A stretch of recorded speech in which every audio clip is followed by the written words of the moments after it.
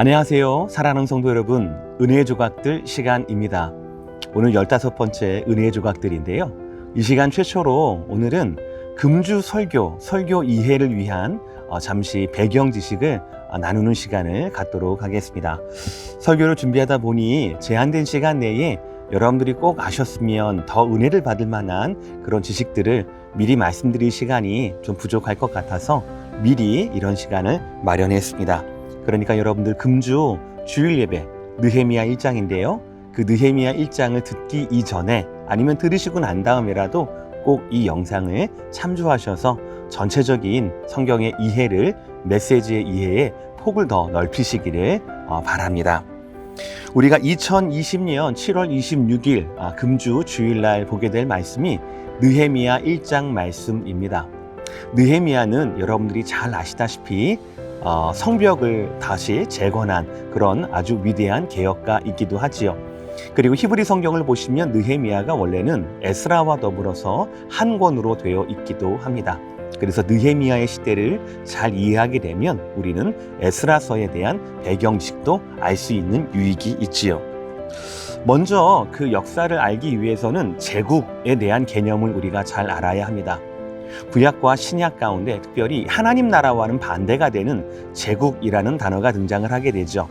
성경에는 5가지 제국이 있는데요. 그리고 지정학적으로 특별히 역사적으로 중요한 제국들이 애굽, 아수르, 바벨론, 메데와 바사, 그리고 헬라와 로마 제국이 바로 그런 제국들입니다. 이 제국에 대해서는 우리가 2가지를 알아야 합니다. 첫 번째, 이 제국, 사람들의 모임이고 사람들의 나라인 이 제국은요, 하나님 백성이 반드시 극복해야 할 대상이라는 거예요.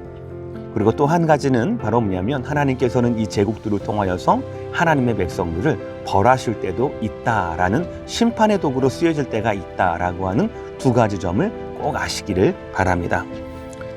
이 중에서 아수르 제국이 북이스라엘을 722년, 기원전 722년 멸망시킵니다. 그리고 기원전 586년에 바벨로니아 제국이 남유다를 멸망시키게 된 겁니다. 이 심판 가운데 중요한 것은 아까 말씀드린 대로 이것이 모두 다 하나님의 섭리였다라는 거예요. 하나님께서 수많은 선지자들을 보내어서 북이스라엘과 남유다의 죄악을 질책하시고 그들이 하나님께로 돌아오지 않는다라면 하나님의 도구인 이 제국들을 통하여서 그들을 심판하시겠다라고 말씀하셨고 그 말씀대로 섭리대로 심판하셨다라는 사실입니다. 특히 남유다를 기원전 586년 결국 무너뜨렸던 바벨로니아 같은 경우에는 남유다에 대해서 포로 정책을 시행하게 되었습니다. 1차에는 다니엘과 세 친구들, 2차에는 에스겔 선지자, 3차에는 마지막 왕이었던 시드기야 왕을 포로로 데려가면서 독립에 대한 의지를 꺾어버리게 되는 그런 정책을 펼치게 되었죠. 그러나 중요한 것은 이 모든 일이 있기 전에 바벨론 포로조차도 하나님께서 그 선지자를 통하여서 예언한 바가 있다라는 것이에요. 에레미야 25장 11절에서 12절의 말씀이 이렇게 말씀합니다. 이 모든 땅이 폐허가 되어 놀랄 일이 될 것이며 이 민족들은 70년 동안 바벨론의 왕을 섬기리라. 여호와의 말씀이니라. 70년이 끝나면 내가 바벨론의 왕과 그의 나라와 갈대아인의 땅을 그 죄악으로 말미암아 벌하여 영원히 폐허가 되게 하되라고 되어 있어요. 2가지가 중요합니다. 이미 하나님께서는 70년 동안 포로가 될 것이라 라고 하는 것을 예언하셨고요. 그 포로 생활이 끝나게 되면 하나님이 잠시나마 도구로 사용했던 바벨론 또한 그 나라와 그 민족과 그 왕을 영원히 멸하시겠다라고 말씀을 하신 거예요. 그래서 결국 이 바벨론이 망하게 되는 이유, 그래서 하나님께서 말씀대로 바벨론을 망하게 하셨던 그 다음 제국이 바로 메데와 바사 제국입니다. 그리고 이 모든 일 역시 또 순서 역시 하나님의 말씀대로였습니다.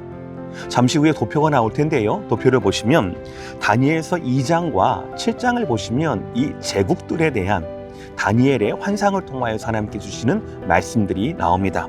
거기에 보시면 신상이 나오는데요. 금으로 된 것은 바벨론, 은으로 된 것은 메데와 바사로 이해해 줄 수가 있지요.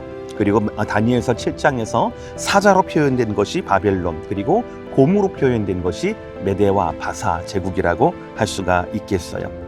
바로 이 부분에서 그 유명한 바사의 고레스 왕이 등장합니다. 이 사람은 메대와 바사를 하나로 합쳐서 하나의 바사, 페르시아 제국이 되게 했고요. 그리고 그 자신이 통치하기 200년 전 하나님께서 이사야 선지자를 하셨던 그 말씀, 이것을 듣고 그 말씀대로 행했던 사람이었습니다. 이사야 44장 28절에 의하면 고레스에 대하여는 이르기를 내 목자라 그가 나의 모든 기쁨을 성취하리라 하며 예루살렘에 대하여 이르기는 중건되리라 하며 성전에 대하여는 내 기초가 놓여지리라 하는 자니라. 그래서 고레스 칙령이라고 해서 바벨론 포로로 잡혀와 있었던 그런 이스라엘 민족들이 다시 예루살렘 성의 중건을 위해서 돌아가게 되는 사건이 발생을 하게 됩니다. 그때가 기원전 516년이었어요. 에레미야 선지자의 예언처럼 꼭 70년 포로기를 채운 세월이었습니다. 그리고 그때의 지도자가 바로 스룹바벨 지도자였습니다.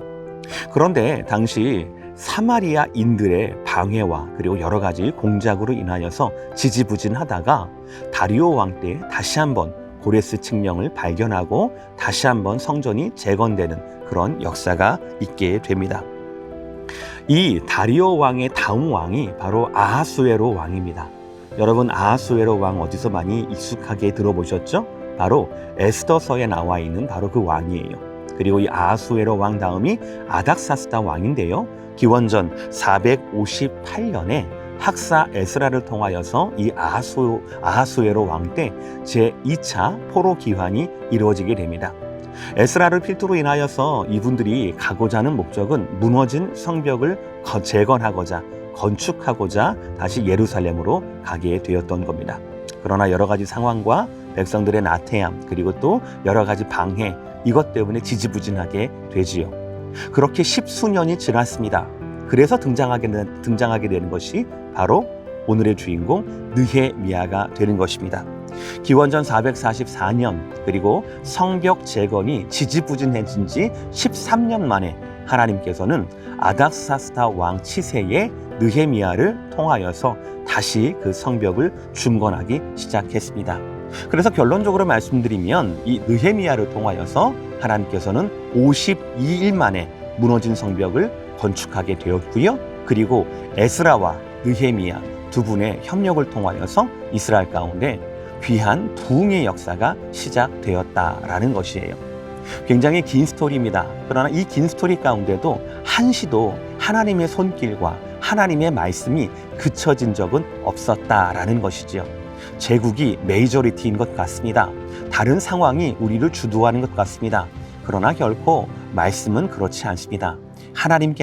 하나님의 말씀이 하나님께서 보시는 하나님의 나라와 하나님의 그 백성을 향한 하나님의 케어하심이 결국 승리의 역사를 이뤄놓는다라는 것을 우리는 깨닫고 볼 수가 있습니다. 여러분, 지금 우리의 제국은 무엇입니까? 지금 우리가 살고 있는 이 땅에서 하나님 나라를 반대하는, 무너뜨리려고 하는 또 다른 나라는 어떤 나라입니까? 그 나라가 눈에 보이는 나라라고 할 수도 있겠고요. 눈에 보이지 않은 이 물질 세계라고도 할 수가 있을 것입니다. 그러나 어떤 것이, 어떤 제국이, 어떤 이름의 제국이 우리 주위에 있다 하더라도 우리는 느헤미야처럼, 에스라처럼, 그리고 스룹바벨처럼 하나님의 사람으로서 하나님께서 쓰시는 하나님 나라의 일꾼으로 남게 되기를 주의 이름으로 축복합니다. 금주설교 기도하시면서 또 소망 가운데 소원하시고요. 또 은혜 많이 받으시기를 주의 이름으로 축복합니다. 다음 시간에 뵙겠습니다. 감사합니다.